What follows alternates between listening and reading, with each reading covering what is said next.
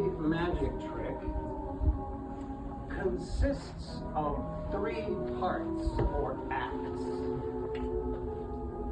To demonstrate the point I'm about to make, can I employ your help with something?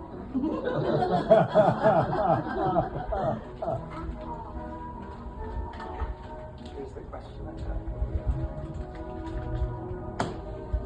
This bag.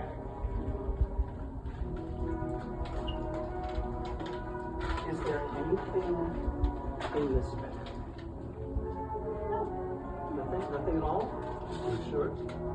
I'm sure. There's a little, maybe. There's a receipt. Yes. Okay, just checking your observational skills. Okay, so we don't need that.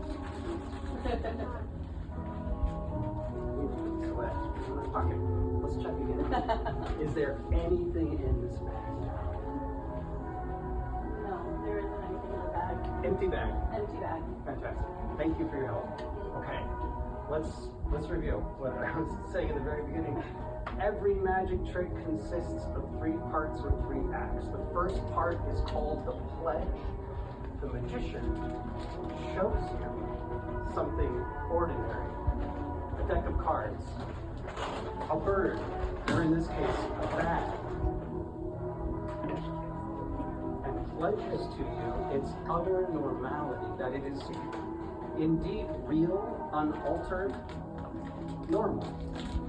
But of course, it isn't. The second part is called the turn. The magician takes this ordinary something and makes it do something extraordinary. And now you're looking for the secret. But you won't find it. Because of course, you're not really looking. You don't really want to. You want to be fooled.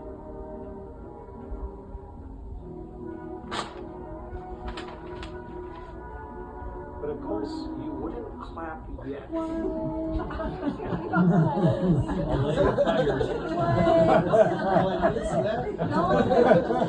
Isn't enough to make something appear or disappear. You have to make it go back. And that's why every magic trick has a third part, a third act, the hardest part, the part we call the prestige. And in this case, the prestige would be me making the bear go back into the bag, but I will make this disappear by any means necessary. Good evening, everybody. My name is Washburn. I'm so happy to be here. I want to, before I begin, thank Skylight Collective. Thank Romani in particular. Thank you so much for hiring me. Romani has come to my show. Yeah. So it feels good to have a very cool. I'm gonna let's see, put this under here. I'm stoked to be playing in the Ouija room, the Ouija Parlor. A year ago, I was playing in the room back here, the Odditorium Parlor, and I had a really wonderful run of 3 shows where we did history of magic. Tonight's going to be kind of like a greatest hits, sort of. And we're going to try magic and mentalism, some spooky stuff, and I just really appreciate that you guys are all here. So cheers. Thank you guys very much. Okay. I don't know where to put that. Okay. So, magic's been a part of the human story always. It's found in our oldest of historical records. It's found in our religions, it's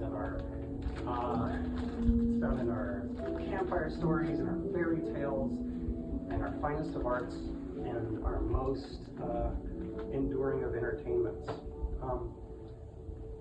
Why have we traditionally and culturally cared about magic all of this time? And do we still? I'd like to think that we do. And all I can say is this: one who does not believe in magic will certainly never find it. So, thanks for celebrating magic with me tonight. I'm going to try to make a point about it right now, and I think this is a very profound quote. I'm really nervous. nervous. Why am I shake it off. It's been a weird. We're an easy group. Yeah. We also really love magic.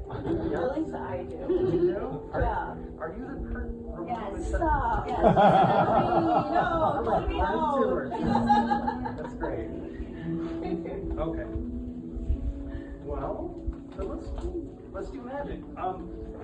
We're going to take a very small piece of rope and a very long piece of rope to make the point that I hope to make. Okay.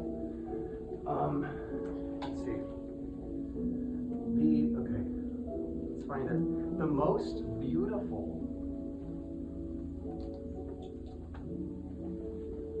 beautiful experience that we can have is that of the mysterious. Okay?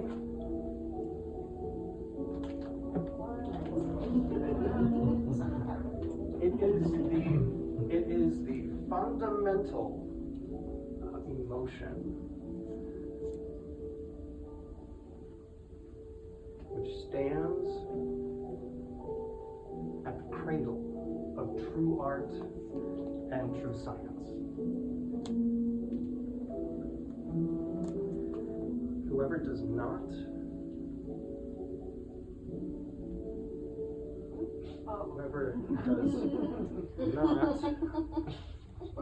know it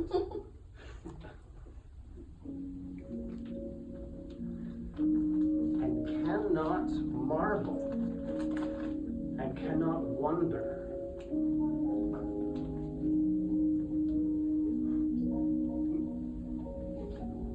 is as good as dead. And his eyes. Albert Einstein, 1934.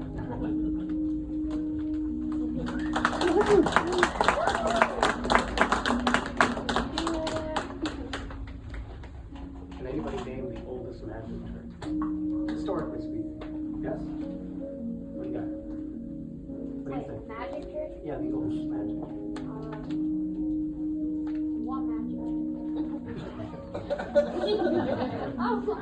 You got it? Ooh, that's a good one. That's a good one, but that is not. Unless there's something I haven't read. Willing to levitate tonight, I'm a candle. Yes. Prediction. No, here's what's really interesting is everyone's naming the fundamentals of magic. And let's name those fundamentals. Go ahead. Mind reading? Not mind reading. And again, a fundamental of magic. So there's 7-ish fundamentals of magic, which are making something appear, appearance, making something disappear, right? Making something vanish. Transformation, making an object turn into something else. Transposition, making two objects to switch places. And then there's defying the natural laws of physics, where we get penetration, where we make an object go to another solid object, and there's levitation, defying the laws of gravity. But I mean a magic trick. Is it pulling a bunny out of a No. That's one for one. 1850, that's a good guess. Go ahead. Well, like taking your thumb off your hand trick, right? That's a really excellent guess. You guys, it's the cups and balls, okay? So cups and balls shows up in ancient Greece, ancient Rome, ancient Asia, ancient Egypt, and it becomes especially popular in medieval times, particularly with street magic. You can tell because it's depicted in the art and paintings of medieval times. I'm going to perform my version of Cups and Balls with goblets, and because it was so popular in the medieval times, this is my take on it. A nod to the bubonic plague of the Black Death of the late Middle Ages, a disease passed from rodent to human via flea bite, and my thinking was, wouldn't it be great to use actual mice to perform this trick? All right, and I I would use rats, but they will not behave. And they don't fit. So we're going to use mice. Now, these guys are perfectly healthy. They don't have the bubonic plague. Okay? I saved these mice from being eaten by snakes.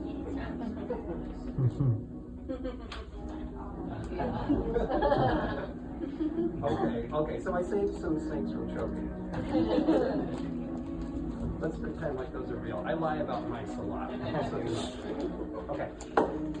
So we're gonna do the cups and balls with goblets. And we're gonna do this in a particular style.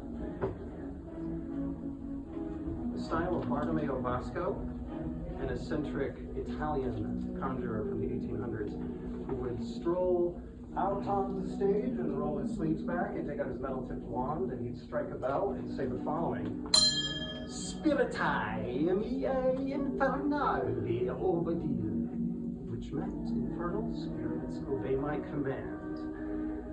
Vasco sequence with the cups and balls, but with goblets and mice, of course. My wife hates it when I do that. That's by the way. Stop doing it. Well, I love doing it. We take the first mouse and we make it vanish like so. Vade. And here's the thing. If you have a mouse in your house, you don't really have a mouse, you've got mice. Right? Celerator. And mice can get in anywhere, can't they? And they can just as well disappear right before your eyes. Dubio! 3 gone, and yet 3 appear. I hope you all can see that. 1, 2, and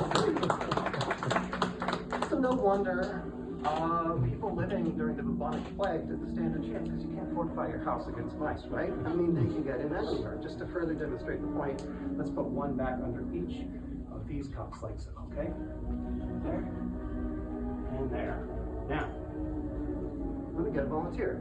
Can I borrow you? Is that cool? What's your name, by the way? Oh, Adelia. Adelia. Can you pick one of these cups for me? I've got the one on your right. Right? Is that your right? Yep. And I got the one in your middle, which is my middle as well, and I got the one on your left. My left. Your left. My right. Yeah. The middle. The middle? Okay. Let's do something magical with the one in the middle. Let's make it vanish. We're going to make it go somewhere else. 2 mice. Just like that. Now, what if we had taken a different route? What if you picked the other? What if we had gone from here? That way.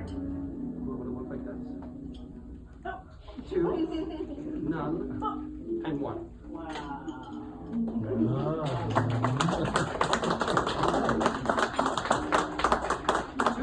Two-thirds of yours, guys. Sneaky little mice. Okay, cool. I meant to ask your name, by the way, and I really try to be good about that. What was your name, by the way? Ale. Great. What was your name? Adelia. Adele. Thank you.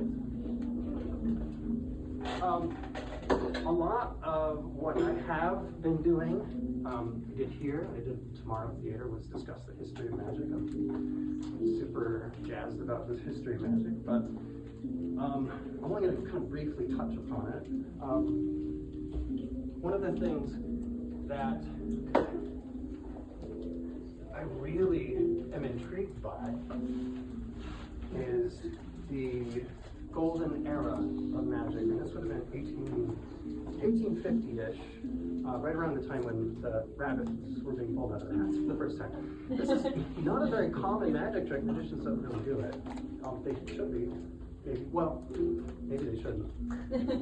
Anyway, and all the way till about the 1920s, when we have, right before World War, well, right around World War I guess, so like right after that. Magic had its golden heyday for about 70 years. And so, we have some of this, guys. Okay. Hell, let's just get into it. This is called the crystal silk cylinder. And I have no idea how it works. We're gonna figure it out together, okay? Now, a lot of old archaic magic apparatus.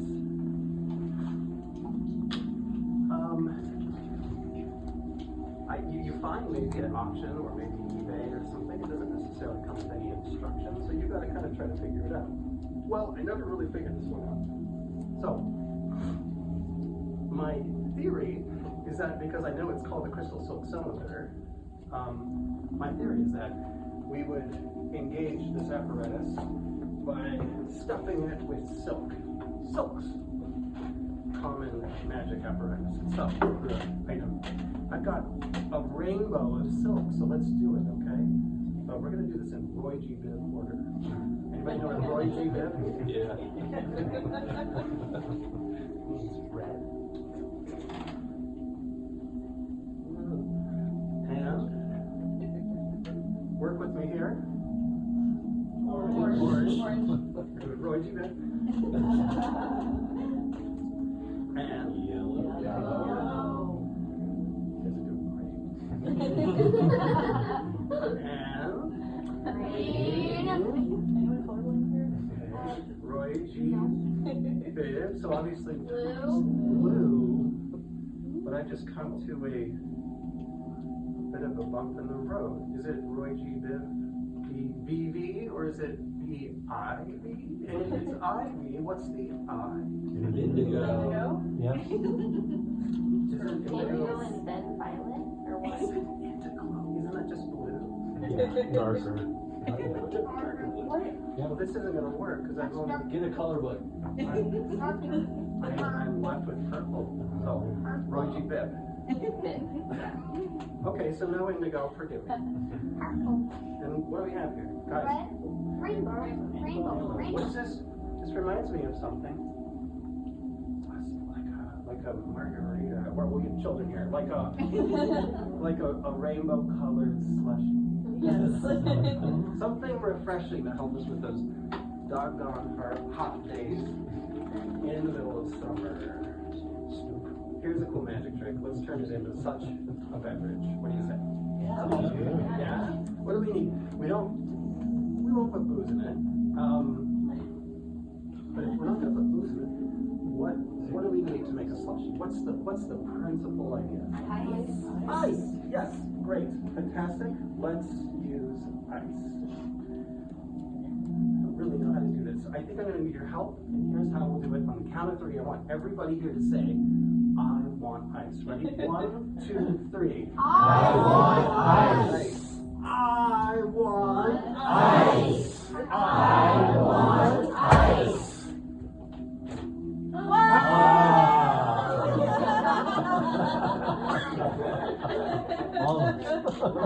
Wow. Are going to need to enunciate. If we're going to do spells together. I don't think we should blend this or drink it. Very cottage though.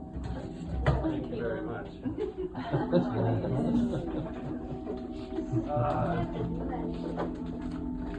I know I said I want ice. I mean, you guys all said I want ice. Thank you, guys.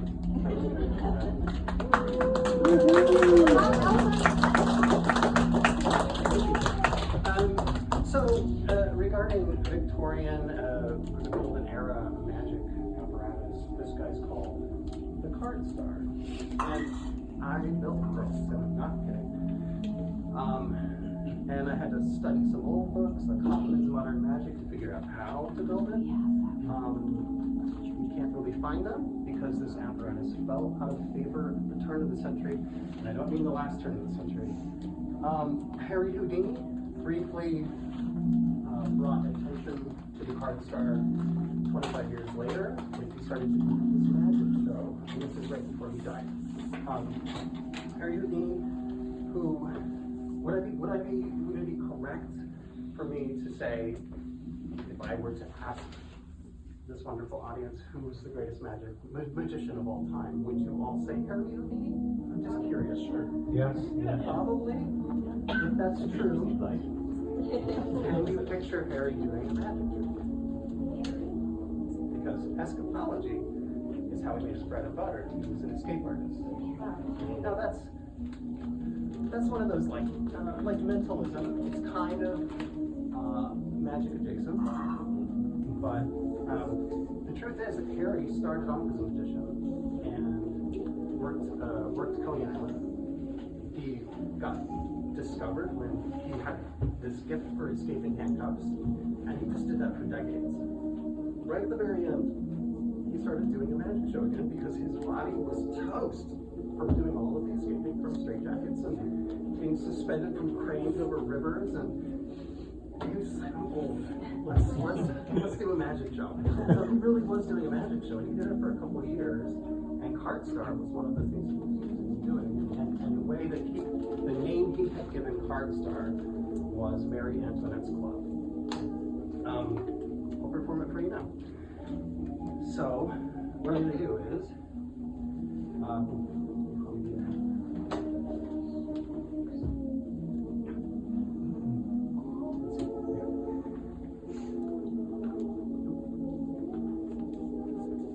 cards out. So before I get going, I just want to show something. You? Yes. Regular cards? Yes, great. Okay. Regular red-backed bicycle cards. Okay. I think I'll use this first front row for this, okay? Okay, fantastic. What I'm going to do is, I'll start with you, okay? I'm going to just flip this over, and we're going to riffle down, like so. You tell me when to stop. I want this to be fair. Ready? Stop. Right down. Okay. What's your name, by the way? David. Do it again. Hazen. Hazen. I got a good friend named Hazen in high school. I'm going to ask for you to memorize this card, okay? Because this is where we stopped. This is the Queen of Diamonds. Okay? And you, sir, what's your name? Windsor. Windsor, you memorize this card. What is it? The Three of Clubs. Is that right? Okay. And what's your name? Sophie. Sophie. Can you memorize this card? The Ten of Hearts. Fantastic. And we have spoken towards. It starts with an A. Oh no! I'm bad at names. I'm so bad. Azalea. Azalea was his. Adelia with a Z. With a Z. Azalea. Azalea. Azalea. Isn't there an Oregon, a town in Oregon named Azalea? There's a flower in it. There's certainly a flower. Well, this is your card. It's the Five of Spades, okay? And then the Queen of... There we go. The King of Spades for you, okay? Got that? Now, right now, I am going to put all of this back. We got all our cards memorized. Fantastic. We're going to hide them, stuffing them into the deck, and losing them.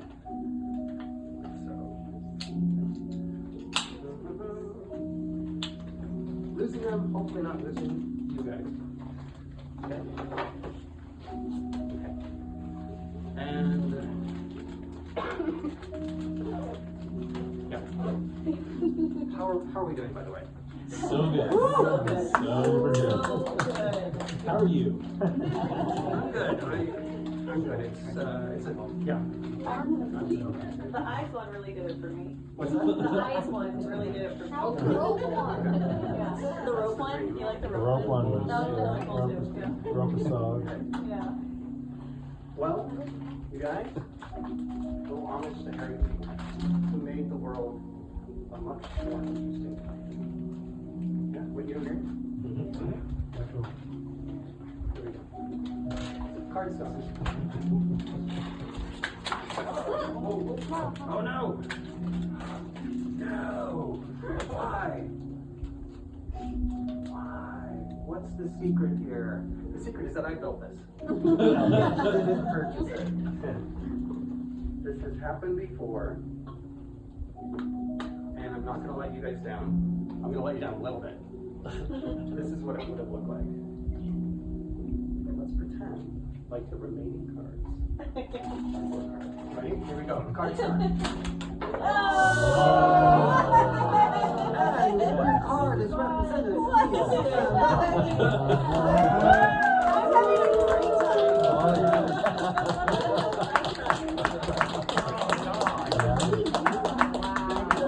Well, at least, I'm going to very quickly grab these pieces. At least get these guys out of the way. Here in a moment. Okay. Let's call that the magic. Spiritual magic trick portion of our show. We're going to now pivot and get into mentalism. We're going to talk about mind reading, clairvoyancy, and all of that fun stuff. And so what we'll do is, I'm going to get somebody to come up here. Can I get a volunteer? Yes? Wait. No, go ahead. Yeah, come on up. Sorry. Yeah. Okay. Here we go. I'll have you sit here, and then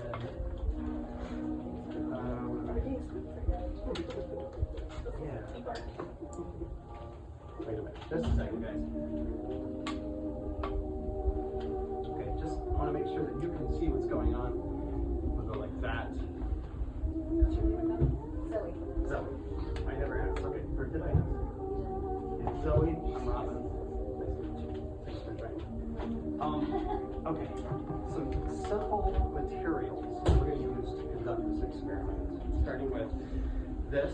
I won't show you what's on it, but it will be of particular interest to you in a moment based on what is on the other side of it, okay? Okay. And then this is a cardboard statement. It has numbers on it, 1 through 8. Can everybody see that? Unfortunately, see it. So, what I'm going to ask you to do in a moment is pick a number, but I want you to know that there's another additional part to this, which is this piece of cardboard. There's something on the back of this that corresponds to the numbers on the front. Okay, so what I want for you to do, Zoe, is pick a number between 1 through 8, but I want to make sure that you don't pick a number you think that could possibly influence you to pick. Now, I have no idea what that means exactly. I truly don't know your birthday dates, I don't know your lucky number, and it would be impossible for me to know that. But what I'm asking you to do is, in the case that I am a very good mind reader, pick a number that you don't think I could pull out of your head right now. Can you find a number like that? Okay, just have to make absolutely sure that I don't read your mind and pick this number. Change the number. Okay? Which you have done.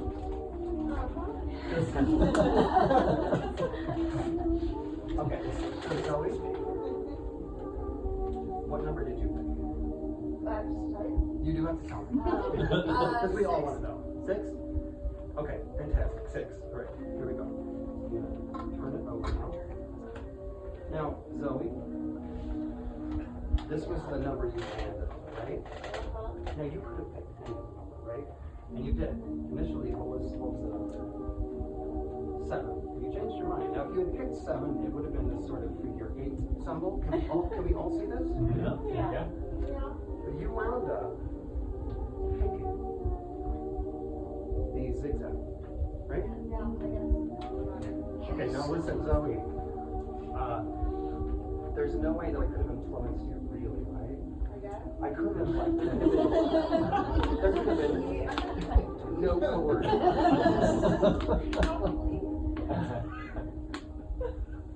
Probably. You think there might have been coercion? I think so. What do you guys think? Yeah, well, these sorts of things. What's that? You're psychic. How do we explain this?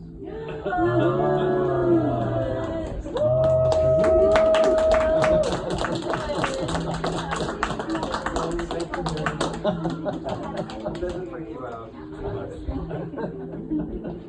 fine, wonderful. Okay. Wait, I will be using multiple people for this next thing. Just a moment.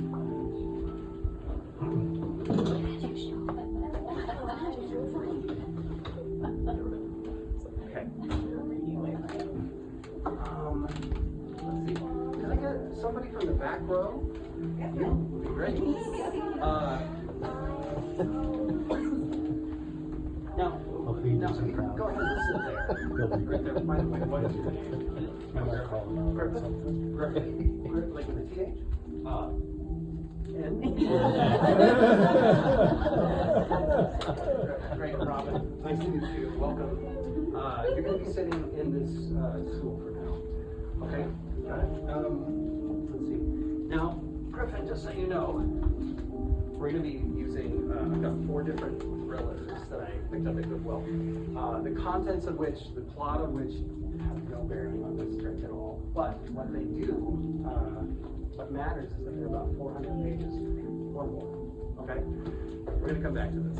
So, in the meantime, let's use the middle row here. Okay? Hopefully, the pen will work. But, what's your name? Brandon. Brandon. Okay. Brandon or Brendan? Brandon. Brandon. Fantastic. Okay, Robert. I would like very much for you to think of a number between 1 and 400. Okay? And don't say it out loud.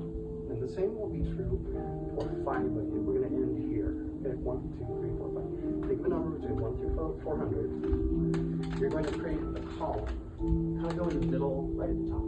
Okay? Write your number big enough that Griffin will be able to see it. And y'all, if you can do the same, kind of match that. Now, Griffin, let's get back to you. Here. I've got 4 different books.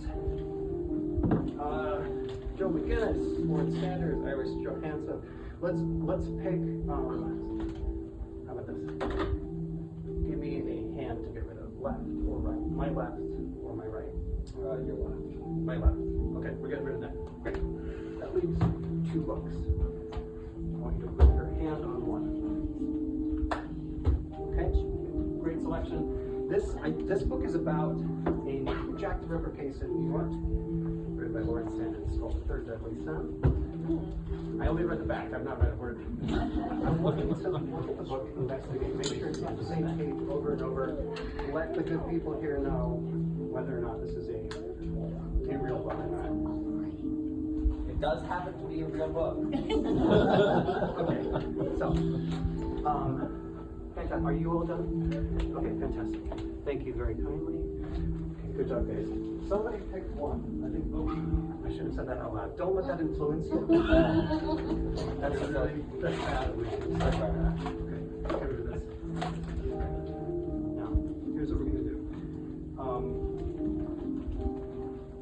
want you to pick one of these numbers, okay?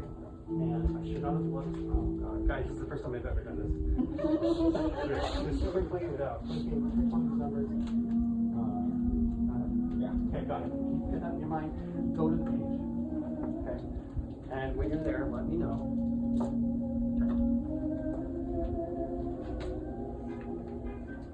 Got it? There, yes. Griffin, I want you to read the first sentence or 2 at the very top. As having No.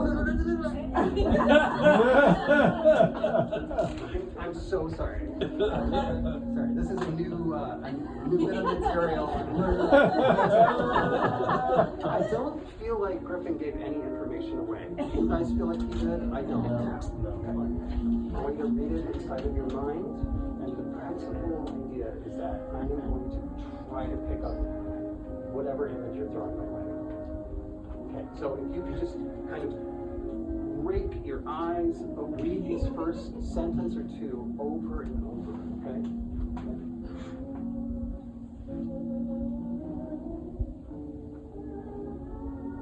Look at me.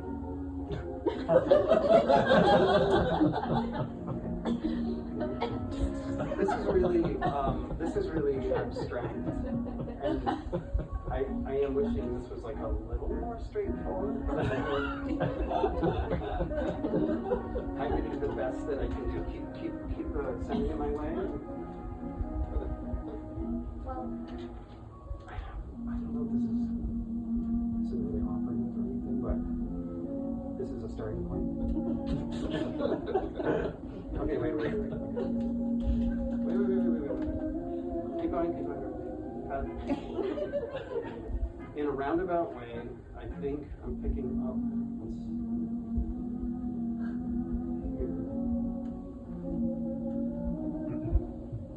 Griffin, are you just reading the sentence over? Crazy shit. Can't stop for This isn't quite enough. Some of us hyper focus. Okay, wait. I'm going to add a little detail that I think is going to make this make more sense. Yes, okay. Griffin, without any further ado, would you please read the sentence or two out loud to everybody? As having worn a wig at some time or another, but the results have been as if. Any suggestions, Chief? Oh, No. wait, the first sentence, read that one more time. As having worn a wig at a Stop, okay, stop.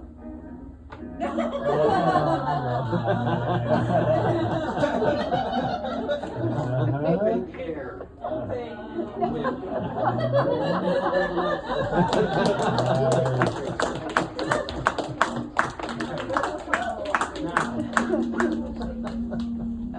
Let's see what we got. Now that's a big experiment with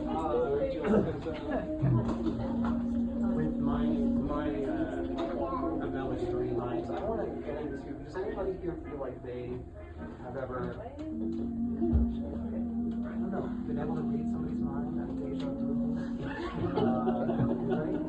Back here. Please come on.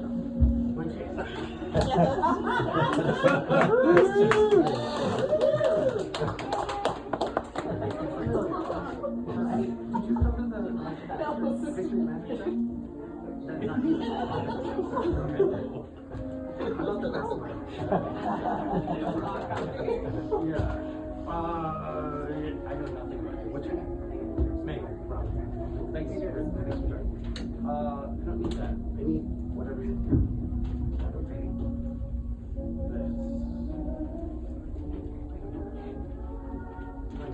That. Okay.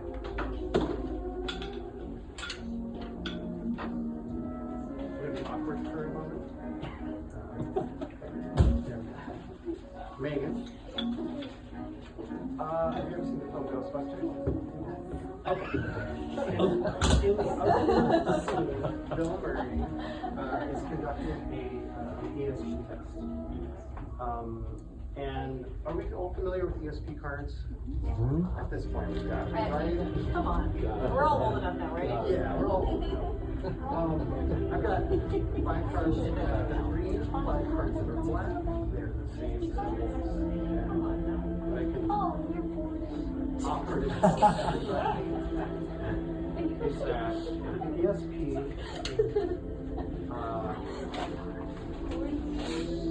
cards look like that. You've got a star, a plus symbol, a circle, a square, and a wavy line, right? Okay. Now, this guy is called the Aster ESP board. It is just a utility item to help you organize what you're about to do. And that is this. If we could begin by having you shuffle these cards. And we're not going to have you look at them. I'm going to shuffle my cards as well. I'm going to go first by filling up this column on the right side. Okay? And then you are going to try to guess what I have put here. We're testing your ability. Your clairvoyance, okay? You're not supposed to look at your cards. I'm going to start. I'm just going to put this here, and then what will happen if you hand the cards to me, I'll put them exactly at the number you want me to put them, okay? As simple as that.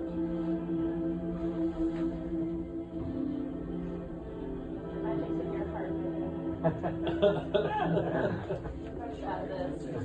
You might might be, I mean, you might very well be.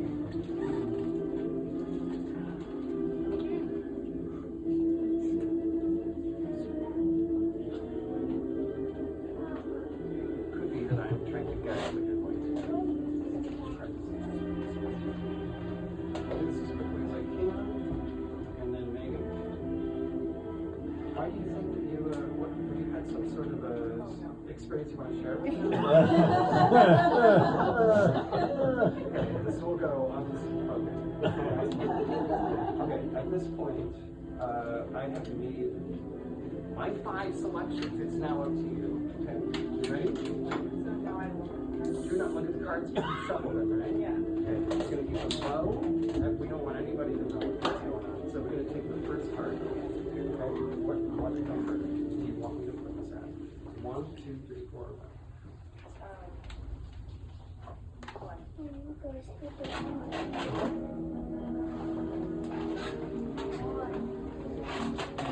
The second card. 4.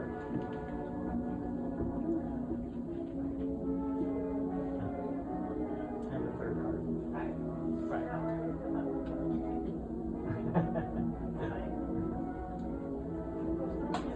Two. Alright, you're looking at one card. Yeah. Megan, you can switch this with any other number right now if you want. If you feel really good about it, stick with it. Yeah, I'll switch it with one. You're switching this with one. Yeah. You got it. So, hold on. This was going to go with 3. This will go with 3. This card is going to go with 4. Megan, how well do you think you did?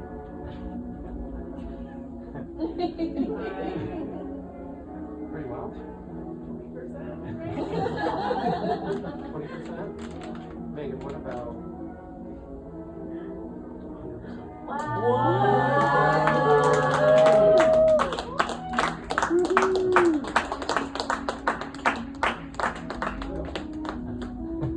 Incredible.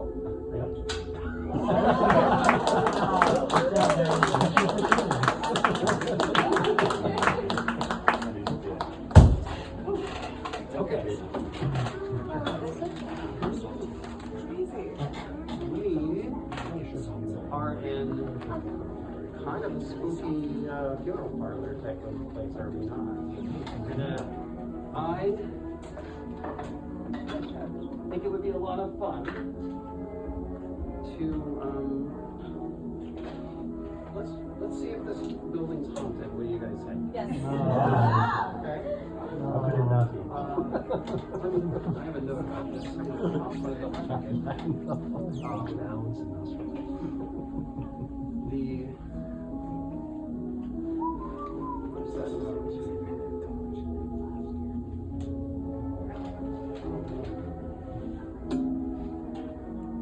Right there. So the building the skeleton key is housed in was erected in 1918. So it is 106 years old. Right? Got it, if I'm right. Who knows if it is haunted? There's a chance it is, there's a chance it's not. It depends on what you believe. But I offer a way or two to find out. And we'll do it in the form of this. The astrocabinet. And the spirit valve. I just did that. Astrocabinet. Its express purpose is to determine whether or not an environment is haunted by creating a safe space for a spirit to interact. Should all else fail out here in the open while we conduct some of the experiments we're going to conduct, right? And the big idea is that for any particular shy or elusive spirit, it's allowed to do whatever it wants without me getting in the way. And inside, we're going to find, before I say anything, and I'll use this as a prop to open this up. They say you have a poltergeist when your books are thrown to the ground and your furniture's upset and your crockery is broken. But I'd like to think if we had a spirit here at the Skeleton Key that would be as playful as the rest of us. Okay? I don't think we've got a mean spirit if we have any kind of spirit. So we're going to do this sort of thing.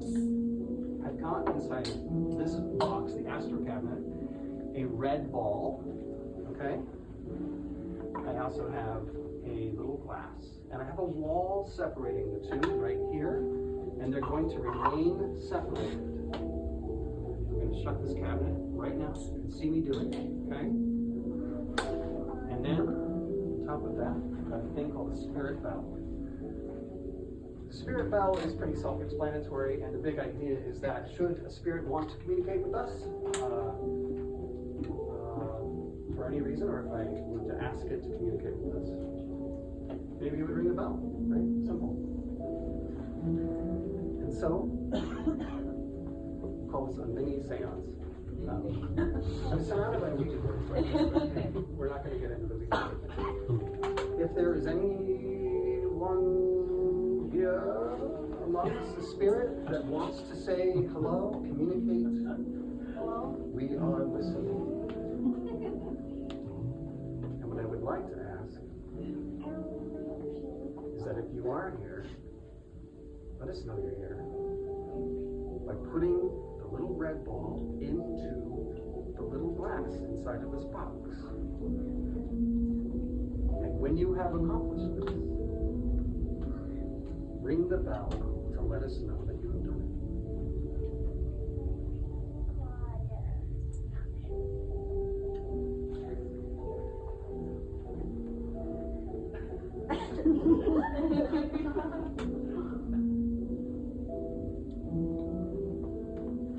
I hope it works. I really don't know. Oh, what a thing to ask. Thank you. Thank you.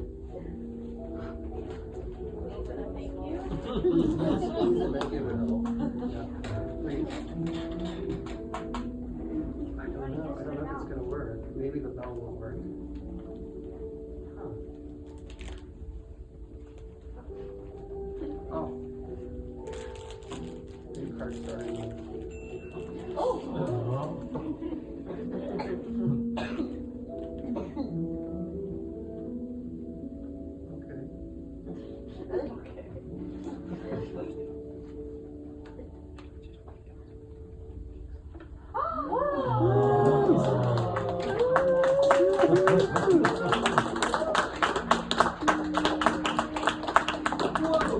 Okay, cool, and thank you.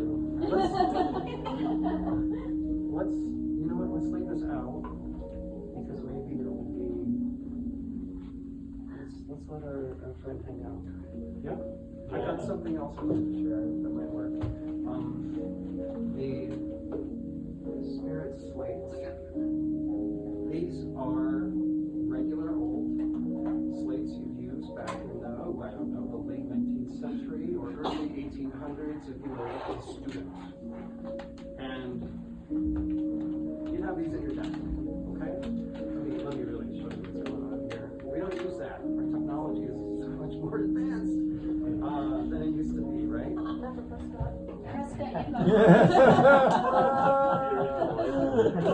Find your next tablet.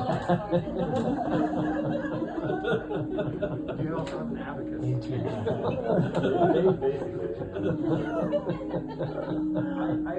I'm going to go ahead and bind twine around the spirit slates, okay? I'll put a little, wait a minute, let's do a whole bunch of stuff. Let's grab a candle. Where did my candle go? Did I not pull it out of? Is it behind my ear? Oh man.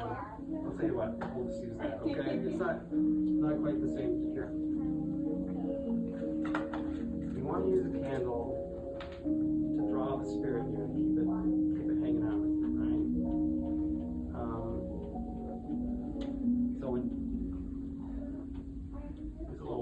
electronic candles probably aren't going to do it, but let's do this. Oh, spirit.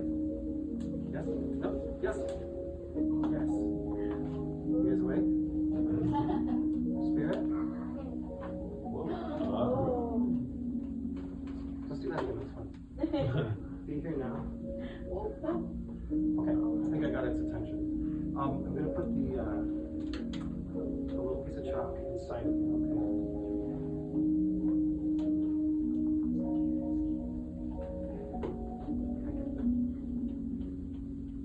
Okay.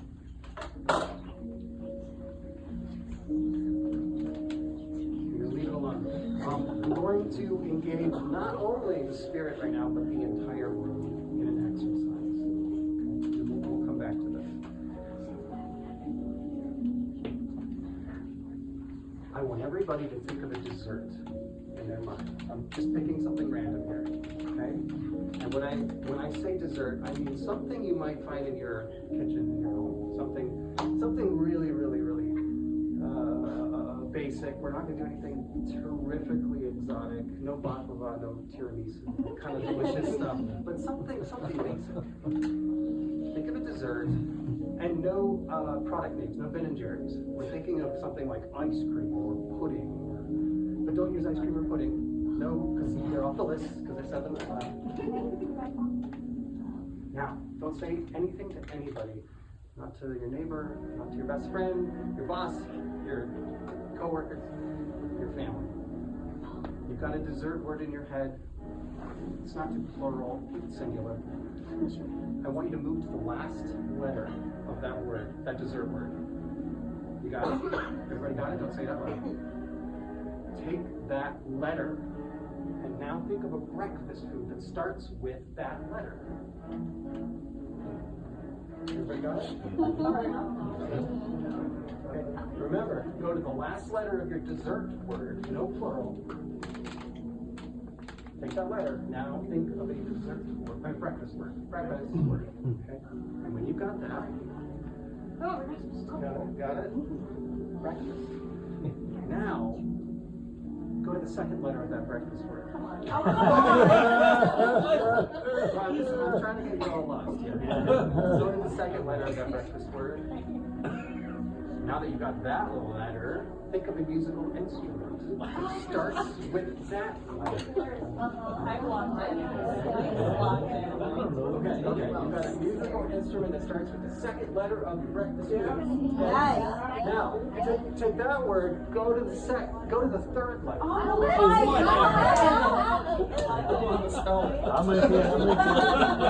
Picture the musical instrument. Musical instrument. Hopefully it's not an old world musical instrument. And go to the third letter. You gotta see the word in your head. Go to the third letter. Now you have the third letter of the musical instrument. Okay. Now, lastly, I want you to open up the world's biggest box of crayons. In your head, a big Crayola crayon box, and find a color that starts with the third letter of your musical instrument word. This is a real color. We're not inventing color. Okay, don't say anything to anybody. If you've got the color in your head. Yeah. Oh, spirit.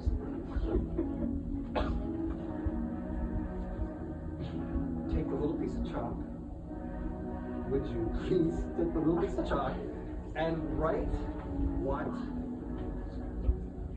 everyone's thinking, or at least I hope the majority of this room is thinking.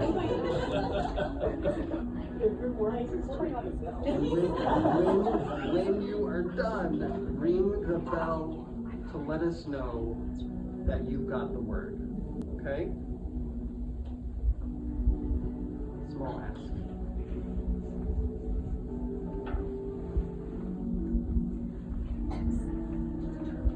It's busy writing. Okay. Okay.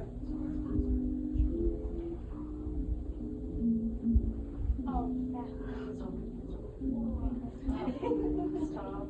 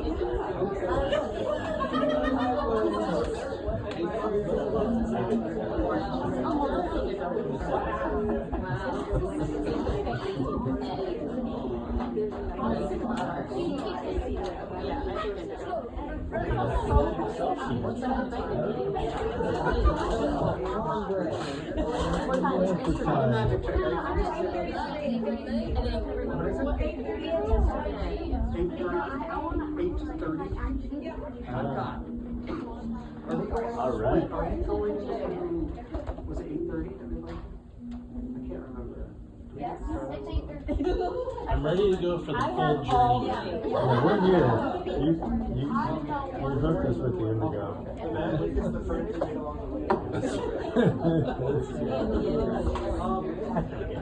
I'm going to skip a thing, and then we're going to do two things. We're going to play the fastest game of Clue that you guys have ever played, okay? This is going to literally the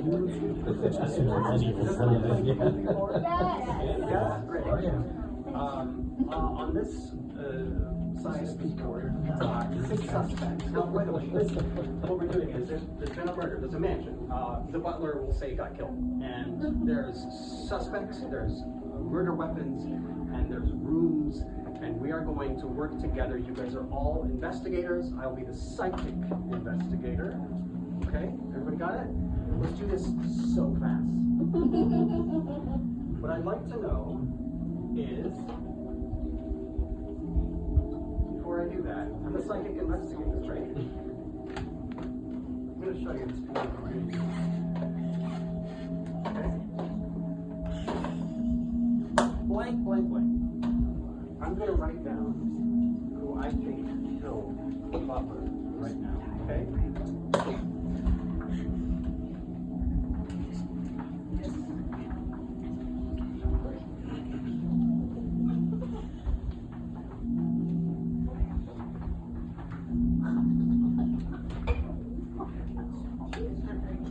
Yeah, I think that's going to be it. You guys? Okay. Here's how we're going to do this. We're going to figure out who did not kill the butler and why. This is what I want to know. What's that word? Motive? Weapons? Not motive, not weapon. What was their alibi? Alibi. Okay. Let's start here. True. Who? Who? And when I mean who, let's introduce our cast of suspects. Mrs. White. Mr. Green. Mrs. Scarlett? Is it Miss Scarlett? Miss Scarlett, she's not married. Colonel Mustard. Probably not married. Mrs. Peacock. And Colonel Plum. Colonel Plum? That's not Professor Plum. Yep, sorry. Two colonels? You're not two sisters. He's a Kentucky. So, what I want to know is, who didn't kill the butler and why? What was their motive? What were they doing? It was not Mr. Green. Why? Because Mr. Green was in the study. He was studying some music. He was studying music. That's a fantastic alibi. Mr. Green is not involved. Busy studying. Okay. Yes. Who didn't do it and why?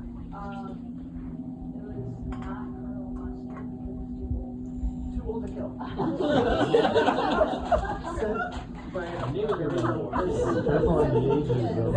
Yeah.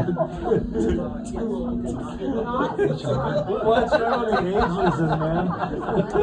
because he was having an affair with the butler.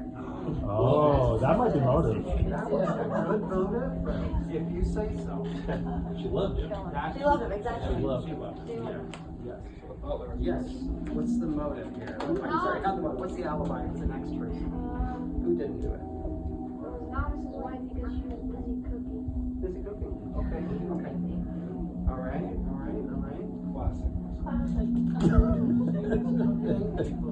center, we're down to 2 suspects. Sir, we have Professor Plum and Mrs. Peacock.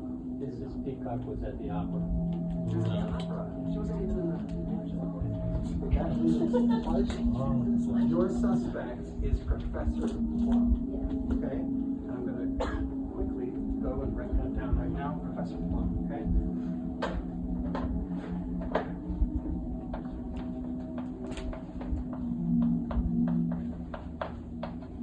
Okay. Now, I'm going to write the murder weapon that I think, I'm going to let you guys look at this. We have a wrench, a lead pipe, a candlestick, a revolver, a knife, and a rope. Okay.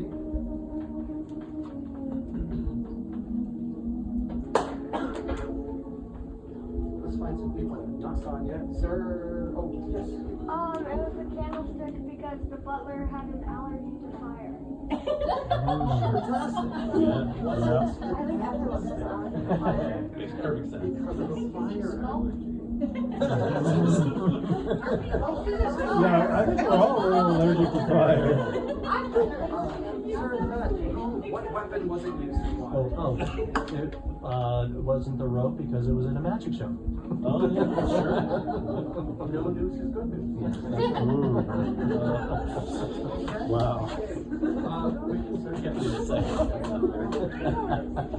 Yeah, but that was. The revolver had no ammo. Okay. You raised your hand? Yeah. What weapon was it used? Wasn't a lead pipe because it was being carried by. Can you say that louder? It was being carried by people. People were carrying the lead pipe. Like a fire line of people? Yeah. Definitely wasn't a lead pipe because people were. Yes. It was not the wrench because the wrench was being used to carry the lead pipe. People were there to lift the rest. I want to see it's a talk time Yeah, session. that was You you have imagination. Okay, so the knife. Now, you guys mentioned that we're using the actual. Who's our suspect? All of these rooms, there's too many rooms, guys. We're not going to do it the same way because there's like 9, 10 rooms. But I have a way to do this very quickly. So you got a guest room, a dining room, a kitchen, hall, patio, an observatory, living room, theater, spa. I'm going to make my prediction now.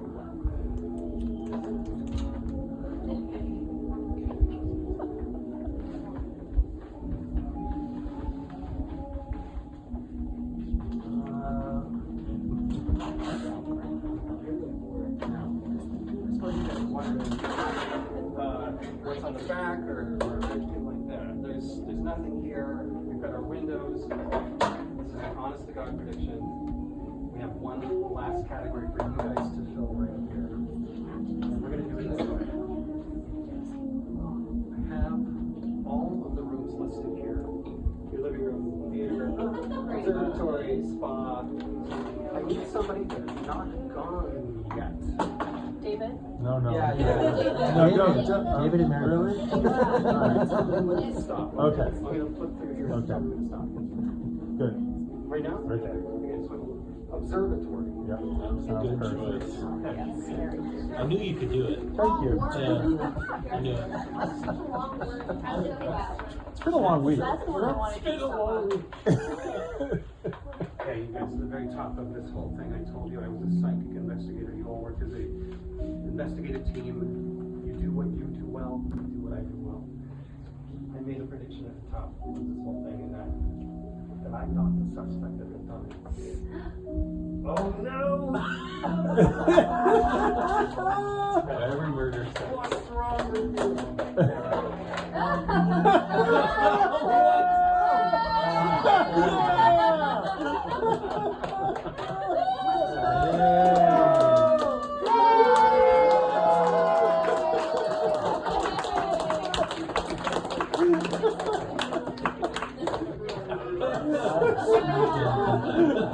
can't end this way. And that is why we're going to do something so cool. This is the last one.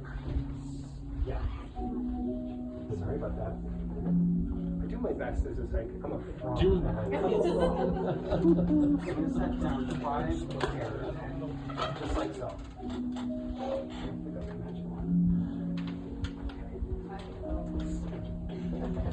Jason's ready. Okay, Zoe,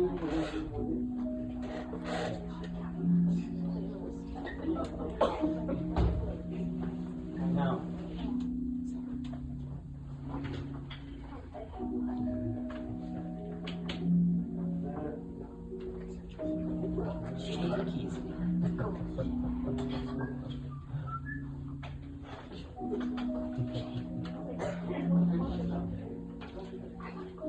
This for all the jail winners have to sit. It's your completion certificate. Real life scam test. They're right under your social security number. Respond to the email. Okay. Here's a new idea.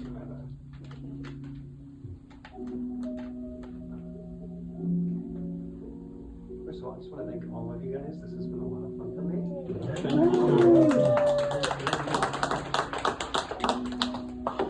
Here we go. There are dualities within all of us. I generally feel that we're all kind of two people playing the most subtle game of tug of war with ourselves all day long. And I am interested in how these dualities affect our ability to make choices. Okay? We have our introverted side playing tug of war with our extroverted side. We've got our past selves versus our sense of future selves. We've got our morning brain versus our evening brain, our sense of industriousness versus play. We've got our fearful versus our courageous voices. These are all inside of us, and though we try to make direct choices, a lot of the time we have a tug of war. Okay, I think this is true for every single person.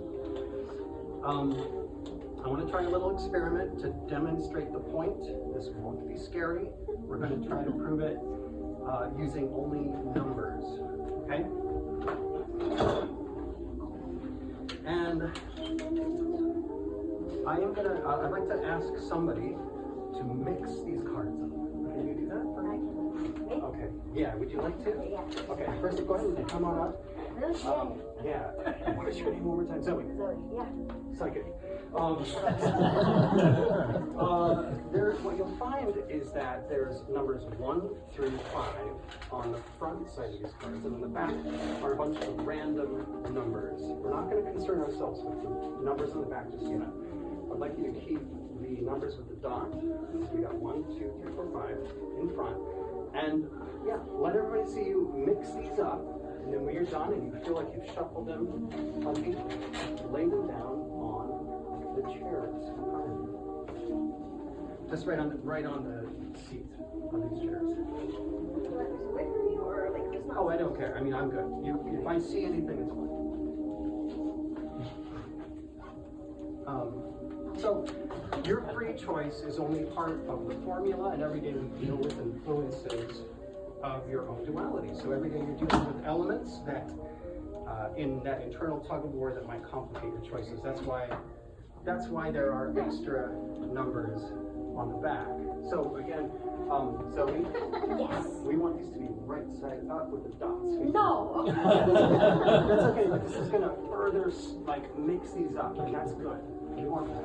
Okay. So, Wait, so yeah. dot up. Dots up, yeah, your 1 through 5 will be in some random order that you chose. Okay?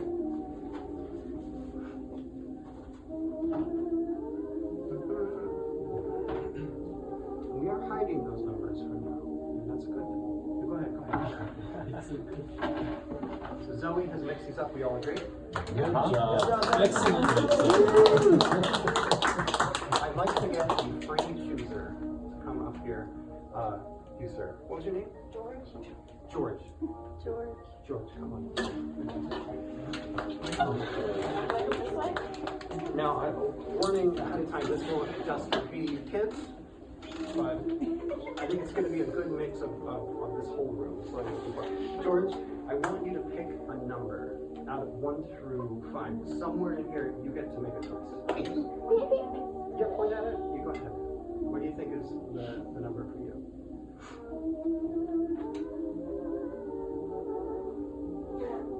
Which one? 4. Down here. Now, do you have a psychological reasoning or preference for this number? Is there a particular reason? It's your back. That's a fantastic reason. So you've chosen it. So some part of you have chosen the 4, and the principle behind what I'm asking is that, and before I even explain this next part, what you would do is we would be starting, no matter what number you chose, we'd start at the first chair, the one on the far left. That's chair 1. And then, whatever number we see on the back, we're going to flip it over, 13. Okay, you would be moving. We're gonna count 13 chairs past the chair you're at, and for every additional person that winds up here, they're always going to be moving 1 chair past the last person that sat down. Will always be moving from left to right. That's our method. That's how we keep things square. Right now, you've chosen 4. So, George, count with me. 1, 2, 3, 4. Here's our duality. Something extra that was unexpected. 13. So we're on the 4. So we're going to start with 1 of the 13. That's on the 5th chair. Okay. 1, 2, 3, 4, 5, 6, 7, 8, 9, 10, 11, 12, 13. You're going to be sitting in chair number 2. Does this all make sense? It's kind of weird, isn't it? That is it. So you're here. And that was that. From this point forward, I'm going to put these numbers on the floor. Now, I will need, by the way, what I've done is gotten you incredibly lost, George, but you're not really lost. We can all see you. I know where I am. You know, it's a good thing. Okay, so I need another jeweler. Yes, sir. Ooh, okay. Ready? What number do you want? 5. Fantastic. Let's head over here. That's a number. Sorry, he's right in the way of all the shoes. So let me get out of the way. So 5, right? We're going to start here and count. 1, 2, 3, 4, 5. We're not going to be sitting on George's lap. We're flipping it over. Here's your duality. 7. So that will be 1, 2, 3, 4, 5, 6, 7. That's your chair. We'll get rid of this. Okay, now I'm gonna grab. It's old. Can I bring you up? Fantastic. What's your name? Mark. Mark. Fantastic. Mark, pick a number. 1, 3, or 2. Pick 3. Okay. Wait, I'm gonna pick this up. It's the same deal. We're going to start at the chair right after. Oh my gosh, I forgot your name. Hazen. Hazen.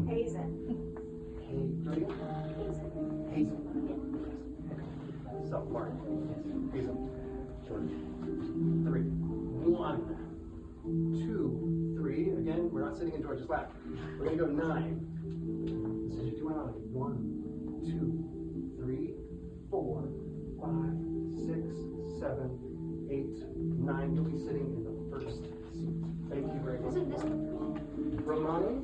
I want to thank you so much for hiring me. Please come on up. I want you to pick a number. It's only one or two left. 1 or 2? I'll take number 1. Number 1. Okay, let's grab this. So, 1 again. You will not be sitting in George's lap. We're going to flip it over and you're going to count 6. 1, 2, 3, 4, 5, 6. You're going to sit right there. Now, you guys, you know, really dislike me, but I'm going to sit here. I've never been in my own magic show before. But my duality told me to do it. Okay? So, I'm just going to do that. Don't forget about that. Now, we all had a number our initial instinct told us to go to, then there was some alternating influence that told us to go further. Okay? And we've all wound up incredibly lost together. But maybe we're not really lost. Maybe we haven't gone down the rabbit hole. Maybe there's something else at play. On the back of each of your chairs is an envelope. And I would like for you to go ahead and grab that envelope and pull it out. Can we open it? Well, No, not yet. actually, hold on, George, you were our first chooser, weren't you? You were the first person to sit down. Yeah. Would you actually please open up your envelope? More than happy. $1 million, George. It's a new car. Might have to go to the other. Oh my goodness, rip it open, George. All you're getting is here. Open. Oh, Santa Claus is coming to town. So everybody can see. First choice. Can you flip it around so everybody can read it? First choice. Well, there you go. Yeah. Yes. I want to remind everybody that Zoe shuffled these cards and sat them down in a random order, right? You just said choice, right? Okay, why don't you open your envelope? I get to feel someone intention. It's magic, George. Where's Santa? Or just really good luck. It's magic. It was like, take this from Lydia. Look it up. I can see right there. Wait a second. Oh my god.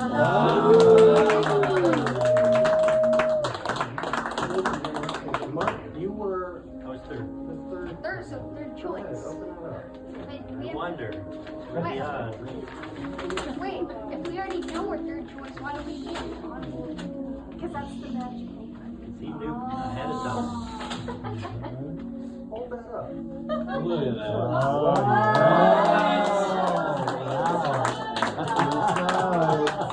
Third choice has glasses?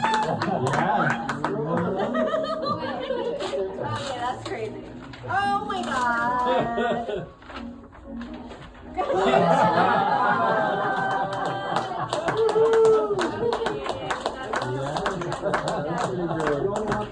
My name.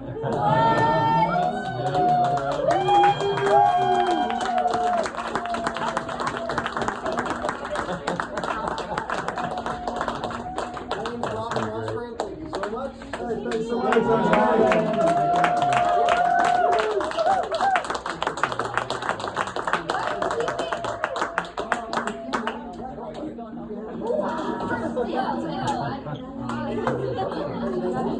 I'm the first pick. Yeah, you are. In the draft. Fold it. Well, That was pretty cool.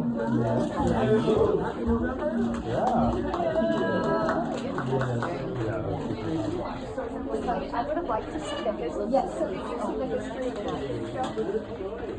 Oh yeah, was that was the first one? Was it pretty cool? Was that no, it was here. No, the second one, yeah, the second one was the hand cut. Yeah. So that was more also trying to disappear. So he did it on stage. But yeah, the history of magic was really good here. Yeah. I think that'd be really interesting. It's really cool. Because she goes through the history of all the different musicians. And Yeah. and all the ones we've seen. Yeah, like the whole like industrial revolution and science and yeah, just all the other things that are happening that make it like fast, right? Like what